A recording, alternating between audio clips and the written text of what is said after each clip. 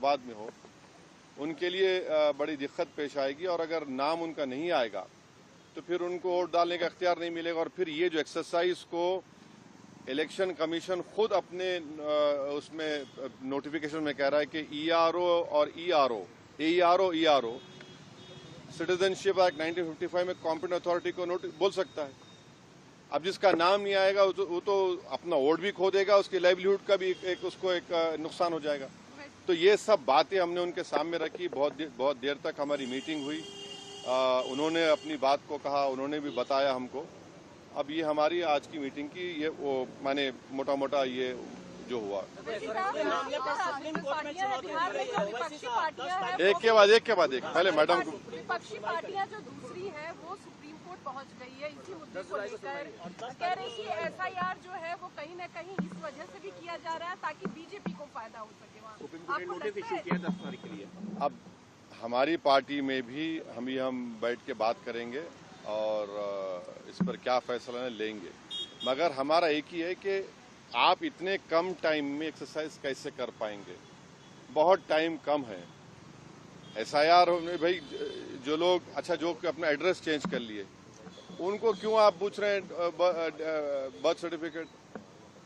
Migration होता है, अब क्या करेंगे वो लोग? मैं हैदराबाद में बैठा हूँ, तेलंगाना के मुख्तलिफ गाँव से हर मेरे ऑफिस को कभी 10 लोग कभी 20 लोग बिहार के आते हैं कि हम यहाँ पर लेबर हैं, बताओ हम क्या करना चाहिए। अब उनके पास पैसे भी नहीं है वापस जाने बिहार को। परेशानी वो होगी क्योंकि लॉ तो बोल रहा है कि उनको रहना पड़ेगा वहाँ पर। वो गए इसलिए कि बिहार में कुछ है ही नहीं, कोई सरकार ने उनका रोजगार का इंतजाम किया ही नहीं, तो मजबूरी उनकी है, बाहर बैठे हैं। तो ये सब प्रॉब्लम्स हमने ECI के सामने रखे। हमने कहा इसका तो आप सोल्यूशन निकालिए। चुनाव आयोग ने क्या भरोसा दिया आपको? काफी अब चुनाव आयोग खुद बोलेगा, मैं क्यों बोलूंगा चुनाव आयोग की तरफ से? क्योंकि वो तो अंदर से आप आश्वस्त नहीं आश्वस्त सवाल नहीं। देखिए हमने ये सब जो बातें आपके सामने रखी हैं, जो पॉइंट्स हमने सामने रखी हैं, उनके सामने जाके बोला हमने कि ये प्रैक्टिकल डिफिकल्टीज हैं। कैसा आप 1 महीने के अंदर कैसा करेंगे? तो उन्होंने कहा कि नहीं हम लोग BLOs को रखे हैं, वॉलंटियर्स को रखे हैं।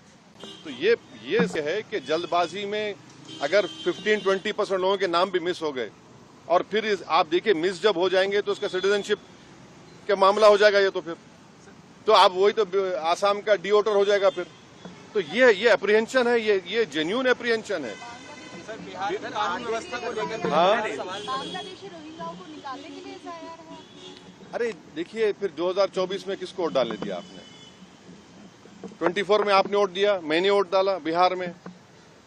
हमारा देखिए एक सिनारियो विजुअलाइज करिए आप लोग।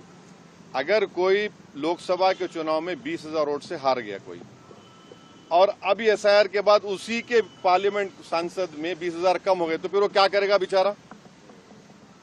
उसको राइट मिलना चाहिए। राइट तो रिकॉल तो हमारे पास नहीं है। तो इसीलिए हम कह रहे हैं हम SIR के खिलाफ नहीं है, आप टाइम दीजिए ना। विपक्ष कह रहा है